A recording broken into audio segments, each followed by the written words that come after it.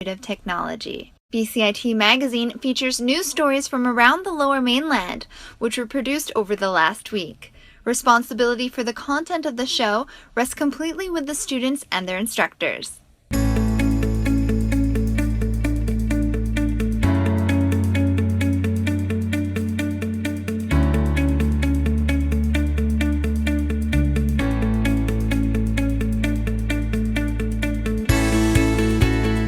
Coming up on BCIT magazine. A Coquitlam fire destroys 3 houses. By-election polls open for advance voting. And Gastown may see a big change in traffic.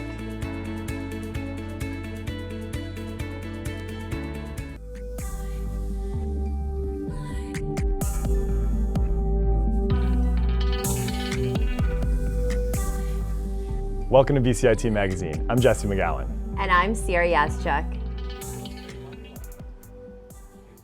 A quiet neighborhood in Port Coquitlam has been ravished by a fire. As Shelby Meyer reports, it damaged 5 homes and displaced nearly a dozen residents. Fire trucks raced to the scene of a residential fire in Port Coquitlam that burned well into the morning. Neighbors described the sight as terrifying. It was big, huge flame in the sky, so I came out. And there was not fire department yet arrived, so everybody was so screaming, get out the house, everybody. The fire that reportedly started in a home under construction quickly spread to those around it. We evacuated 7 or 8 homes, and there's about 5 or 6 that are significantly damaged. Coquitlam RCMP and Port Coquitlam Fire and Rescue are currently investigating the cause of this massive fire, but that's not their only concern. Our primary responsibilities are to make sure everybody's safe. Nobody's been hurt, no firefighters have been hurt. We'll go in and figure out the cause once everything cools down. It will be some time until evacuated residents are able to return to what's left of their homes. Shelby Meyer in Port Coquitlam for BCIT magazine. Just a quick update on that story. The fire is still under investigation by Coquitlam RCMP Fire and Rescue.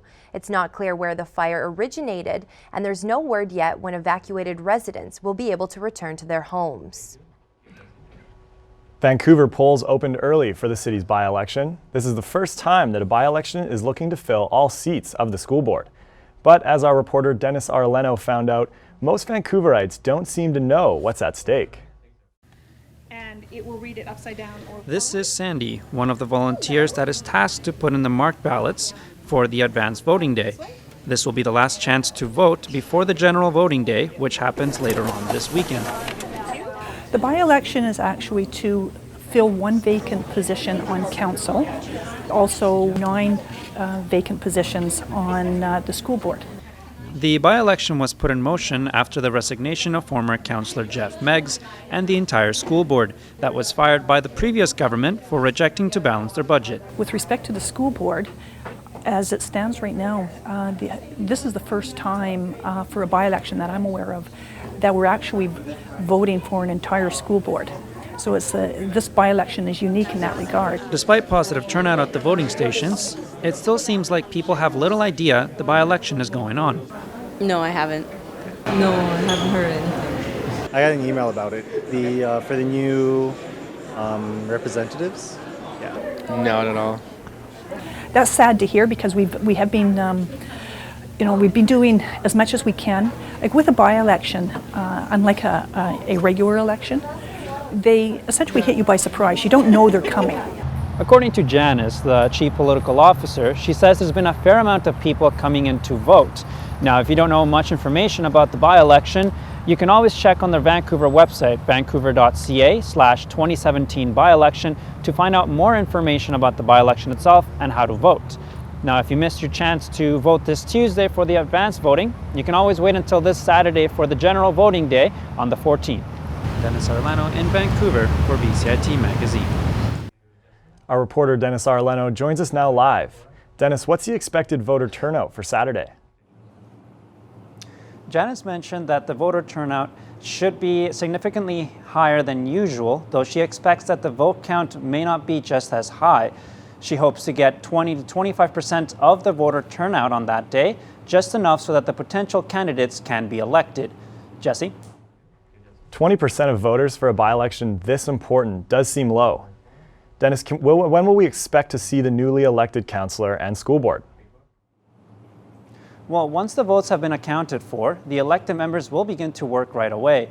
In the meantime, come Saturday, there will be 50 locations around the city where you can come and vote. Janice says for a democratic society to work, everybody needs to have their say, so she encourages everyone to come.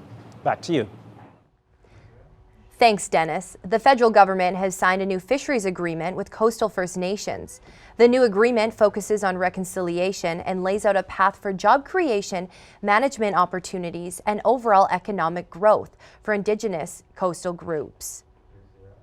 In the same week, the federal government has spawned a new plan to help BC's dwindling salmon population. The government will be spending $1.2 million over 3 years to rebuild salmon population. Reporter Tiffany Goodwin has more.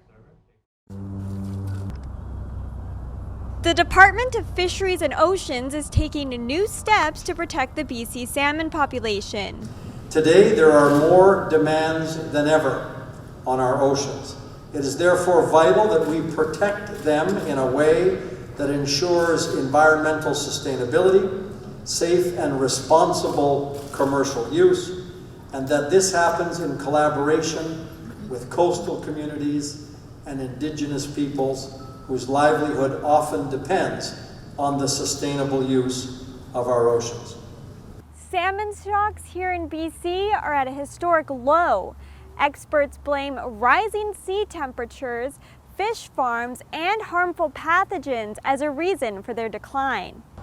The federal government will be shelling out $1.2 million over 3 years for the Pacific Salmon Foundation to rebuild the salmon populations. Oh, and about those fish farms. Industry has to do more to restore public confidence that this can be done in a safe way. Our government is committed to working with the government of British Columbia, a whole series of partners, scientists, to do exactly that. And it's not just salmon that are being affected, but other animals like these bears that rely on it for food. First Nations groups, the federal government, and your average salmon-eating lover are hopeful that these steps will allow BC salmon to swim and spawn for years to come. Tiffany Goodwin in Vancouver for BCIT Magazine.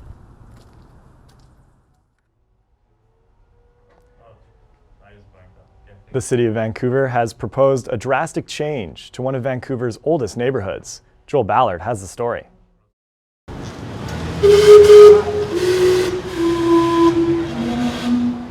This is Vancouver's iconic gas town, where seas of pedestrians, lineups of vehicles, and selfie-snapping tourists regularly duke it out to claim their space. That is one of the reasons the City of Vancouver proposes to turn these cobbled streets into a pedestrian-only area. It's an opportunity to say, how can the place be more welcoming? How can the place be more inviting? How can the place do even better to support people walking, people biking, people taking transit? The proposal is set to identify different car-free options in the area between Water Street, West Cordova Street, and Corral Street. According to a report from Tourism Vancouver, the city welcomed 10 million visitors in 2016, with Gastown being one of the most popular destinations. The city is also looking at the options of vehicle bans for certain times of the day or year, something they call Car Light. So any version of Car Light will actually reduce the costs of that, because the wear and tear of the cars on any version of a road surface is much more than people walking and people biking. The city has set out a 3-phase timeline: public consultations to determine the future of Water Street, street design, and construction. But not all Gastown businesses are enthusiastic about the idea. Personally, I have to drive to work when I work at night because I live in the North Shore, and I can't get home late at night. So for me not to be able to come to work would be really upsetting. The city says the public can go to the online forum Talk Vancouver to voice their opinions to help make any potential changes to Gastown a smooth ride for pedestrians and drivers. Joel Ballard in Vancouver for BCIT Magazine. The once mega Canadian store Sears is slotted to close its last remaining 130 stores Canada-wide. It was announced Tuesday that the home of the Christmas wish book would, with court approval, start liquidation of its remaining stores as early as next week. 12,000 Canadians will be out of a job, 1,200 of those in British Columbia alone. Coming up after the break, escape rooms simulate homelessness. And fruit flies are making a late arrival this year.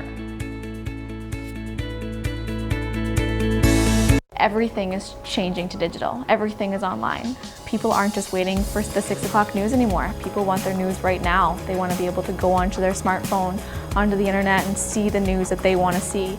Vancouver is growing at, a really rapid rate, the lower mainland even, and with the tools that we're given here, we're able to cover all of that.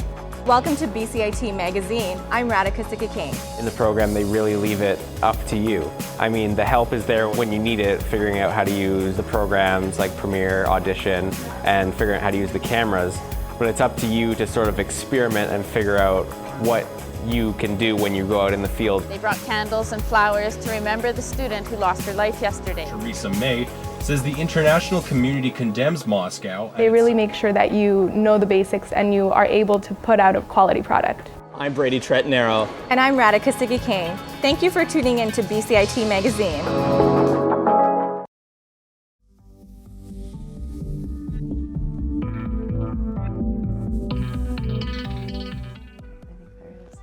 Welcome back. Can you imagine what it feels like to be homeless? A Richmond escape room built by former homeless people simulates the struggles of living on the street. Our reporter, Beth Merriam, has more on the experience.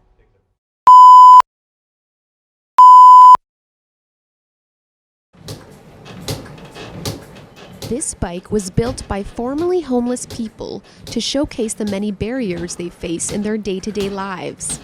This room is actually designed to show that when you're homeless, you'll have to solve problems while being physically exhausted. So in order to power the light, you need to bike the bike. The room runs throughout the Homeless Action Week and is meant to challenge the narrative on homelessness. Encounter was partly conceived, created, developed, designed, and built by people who are formerly homeless themselves. They want to educate the public, they want to tell their own stories in their own way. And this is really about people with experience of homelessness communicating the obstacles to people who just can't really understand what it's like to live on the streets. And the first one is actually a maze of invisible barriers. So what we're trying to do is communicate to the public that there's actually a lot of things that they can't see that are keeping people off the streets. And you'll run, as you try and get through the maze, you'll run into things like this, like a lack of affordable housing, or you keep coming through here. This is a big one, some people struggling with addiction. These are things that keep people on the streets, even though they're trying with all their might to get off. Participants of Encounter say this process has been eye-opening. It highlighted lots of the issues, obviously, that are sort of get people from their what used to be their normal life to being homeless, and then some of the struggles they go through as well that you just wouldn't have thought of. Formerly homeless people can actually share what it really is like, and I feel like that is a movement that I want to be a part of. Just to highlight some of the issues that homelessness has to deal with is awesome, just to come down and check that out. The room runs at Exit Canada until October 16th. Make sure you have the right code to move on to the next room. Beth Merriam in Richmond for BCIT Magazine. Beth is joining us live.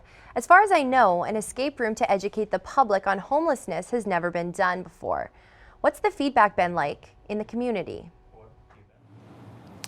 The feedback from the community has been overwhelmingly positive. Almost everybody that's gone into the room said that it's really changed their ideas of what homeless people go through. Jeremy actually told me that the day before I went there, a group of people who visited the room left in tears. In fact, UGM is actually adding 2 more days to the duration of the room because the schedule's been booked ever since registration opened. Ciara?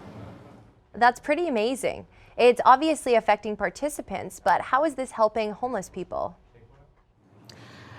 The project is mostly helping the public think about the homeless population.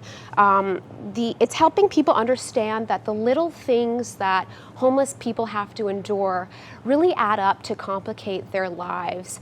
It's allowing people to empathize and really understand that every homeless person has a unique story to tell. Back to you. Thanks a lot, Beth. Homeless people in the Downtown Eastside were given an artistic medium to express their voice. As Alexandra Fraser found out, the Hope in Shadows photo exhibition was more than just pictures. Valerie Fielding, an amateur photographer, was recognized for her skillful eye and heartfelt work. She accepted the award for the February spot in the 2018 Hope in Shadows calendar. Smiles all the time when I went in the door. I was even given hugs on some occasions. And they followed me. They called me to say, how are you today? And asked me if they could help. Valerie reflected on overcoming her addiction with the help of Hope in Shadows. I've been 5 years away from addiction, fortunately, and it's helped me to grow in an awful lot of ways, to be strong, to be independent, and to be accomplishing something. Celebrating 15 years, Hope in Shadows helps provide income for many, but also works to give homeless and low-income individuals a voice. So I think there's a bigger thing there that's actually a little more intangible, and that is the impact that being able to share your story, to be welcomed into a community, and to be valued and recognized for your contributions. The calendar contest provided a platform for many like Valerie to share their perspectives through the lens of their camera.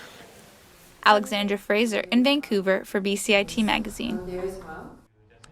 BCIT engineering students are preparing to put their skills to test by making concrete bowling balls. Nicholas Cavallo has the rock-solid details. Civil engineer students at BCIT are beginning to cement their plans in preparation for the major competition. Bowling balls are the objects that students must create with concrete, and the weight and durability of them is how they're judged. Many types of different materials are used to try and create the perfect bowling ball. In this case here, we can see again in the earlier, we saw perlite, we used styrofoam. Previous years to use a coconut shell, we used more styrofoam, we used rice. So there's different things that we can be using, and it's all about trial and error. This coming competition will be held in Salt Lake City, Utah, and will feature about 35 different teams from around the world. BCIT students are starting early. To get ready for this competition, we've got to do a lot of testing, figure out what our mix is actually going to be. It's not enough to just build something great. You have to know what you build. Savold and Chung revealed the results of their first batch of materials. The first mix we had was like the perlite mix, which we have here. And it looks like it's turned out to be a pretty good, solid mix. Then we have the styrofoam mix, which actually turned out pretty well. And then our last thing we tried was rice. And the rice might have worked, but we had such a dry mixed design that it didn't really stick together, where it's just very crumbly. So we may have to go back to the drawing board on that one, but it was really fun to try. BCIT's American Concrete Institute student chapter dates back all the way to 2005, where they won second place in New York, New York. Then again in third place in 2008, then again second place in 2010, and in first place in 2011. This has been Nicholas Cavallo in Burnaby for BCIT Magazine. This year's abnormal weather is causing an increase in fruit flies. As Ashley Burr reports, a New Westminster grocery store manager is surprised by the number of bugs buzzing around their store in mid-October. running your own grocery store is no picnic, but when you have uninvited guests this late in the season, things get complicated. Same on strawberries, raspberries, all the local blueberries and stuff. So, yeah, they just always, it's a mess. It's no coincidence that these flies seem to be bugging people longer than normal this year. So we're just noticing a much later season than usual because we had such a cold, long winter. Everything kind of started a bit late and is ending a bit later than usual. So what to do with these pesky flies? Fly traps are an option, but prevention is the best method, especially with pumpkins coming out for Halloween.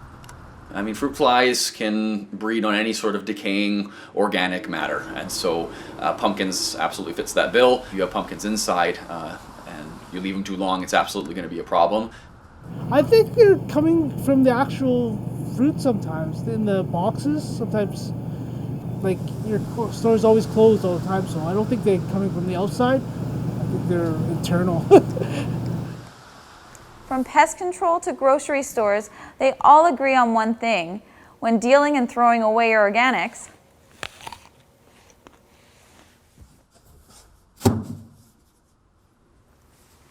make sure they're in a tightly sealed container.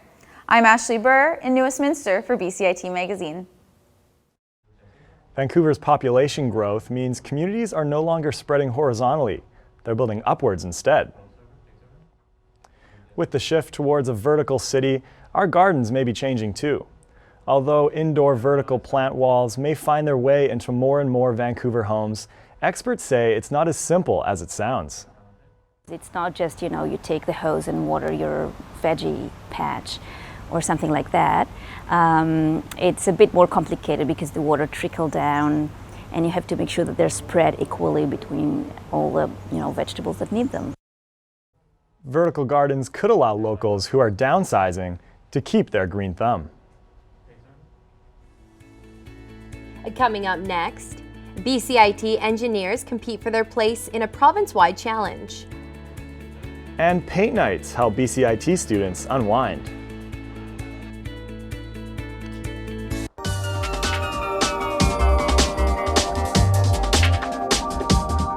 I chose BCIT because I know that all the programs are very hands-on. We have our own radio station, it's one of the best programs that I've ever heard of. I am starting a job on Monday, so confidence is high. Honestly, I didn't think it was going to be this fun.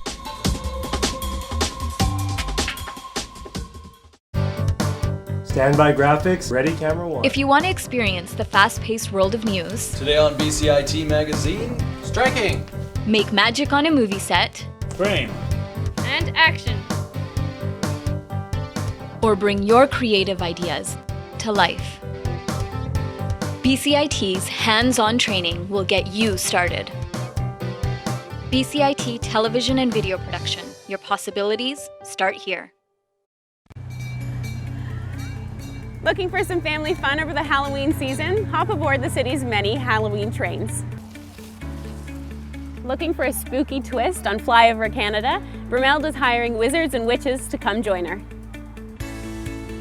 Looking for some peace and quiet this Halloween? Head over to Whistler's Writers Festival that's happening on Thursday the 12th to the 15th. The 2017 NHL season has started. Catch the Canucks play 2 home games when they face the Winnipeg Jets tonight and the Flames on Saturday. BCIT engineering students took part in a high-stakes building competition involving popsicle sticks, hot glue guns, and eggs. My co-anchor Jessie McGowan has more on the competition that saw one team to compete province-wide. 3, 2, 1. These engineers have just finished a 3-hour building competition, and now it's time to show their creations off. Time's up! For a spot in the Western Engineering Competition, these students are all for innovation. So we've been coating paper with hot glue to make it watertight. We used frames and we glued them in spots where the stress would be distributed equally and efficiently onto the boat. So this is able to be adjusted to be pulled more back or or less back. Groups had to carry cargo across water using limited resources. The situation is structured around something they may face in the real world, but usually without the eggs. Every competition that we do relates to what you would be doing if you were part of a firm, if you were out there in industry. And it's just another part of BCIT's message of we are preparing you for that workforce. After presenting to the room of competitors, it was time to set sail. Yeah. Okay, ready? 3, 2, 1. With the help of a little breeze, the boats were off. Each unique design took its turn, and as judges deliberated, a winner soon was clear. The champions will now head on to the next level with another opportunity to test out their handiwork. Kind of makes you think more of like what you're actually doing and whether it's actually going to be relevant or like working. You can engineer anything, but if it's not going to work. More minds will meld together in January as BCIT hosts the next round of competition. Jesse McGowan in Burnaby for BCIT Magazine. Yeah. BCIT also hosted a paint night at the Habitat Pub this week, but it's more than just brushes on canvas. Vanessa Doban has a story. This is our background, so we can totally have fun with it. It's Emily Meredith's first time hosting a paint night, and it's taking place on World Mental Health Day. I definitely would say I'm like an anxious person and have tendencies to be more stressed out, but painting's definitely like a happy place for me, so I'm just so excited to share that with people. This is one of many events that the BCIT Student Association has planned for students to de-stress. So students are dealing with a lot of stress. Obviously there's academic stress, so meeting grades and deadlines and the stressors of that. There's also financial stress that comes behind being a student. Painting can be therapeutic. It promotes emotional, mental, and physical well-being by releasing chemicals in the brain that reduce stress. Studies show that only 45 minutes of creative activity can significantly lower stress in the body, regardless of artistic talent or ability. For Emily, she sees herself in her students. We're young, so we think we're invincible, but I think just gathering together, we're able to put those aside, but also just remember that we're all humans. So even if you're coming in here really stressed out, I hope that by the end of the night you're going to go home and just feel a little bit better about your day. Vanessa Doban in Burnaby for BCIT Magazine. I'm noticing a lot of you might. Thanks for watching BCIT Magazine. I'm Ciara Yaschuk. And I'm Jesse McGowan. We leave you now with footage from Richmond Country Farms Miniature Train.